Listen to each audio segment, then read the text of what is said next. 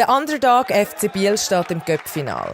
Heute trifft er auf den Schweizer Meister FC Basel. Wir sind parat für den Grosstag, sagt der Bieler Goalie. Wir haben eine riesige Chance. Das ist eine unglaubliche Möglichkeit für uns alle. Darum einfach mit Vorfreude. Der Einzug ist historisch. Zum ersten Mal seit 64 Jahren steht der Verein wieder im Finale.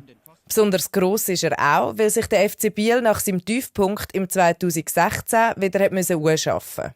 Damals ist der Verein pleite gegangen und musste zwangsabsteigen. Sie kämpfen sich zurück bis in die dritthöchste Liga und in der Promotion League schreiben sie jetzt Cup-Geschichte. Das ist wie im richtigen Leben. Manchmal seid ihr oben, manchmal seid ihr unten. Aber wichtig ist, dass man wieder aufsteht und sich vorkämpft.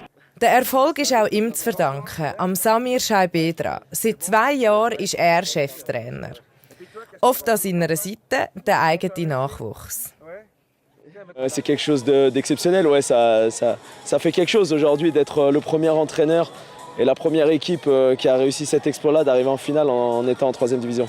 Der Cup-Erfolg lockt auch neue Fans ins Stadion. Wie zum Beispiel der 9-jährige Bub, der seit diesem Jahr neu für den FC Biel fanet. Es ist eigentlich so angefangen mit dem Cup irgendwie. Man ist so weit geschafft. Jetzt sind sie am Finale. Und nachher hat es mich irgendwie gepackt, einfach gerade mitgepackt. Und ja. Es wird wahrscheinlich schwer. Also ich glaube, es wird wahrscheinlich Basel gewinnen, aber Biel wird auch gut kämpfen.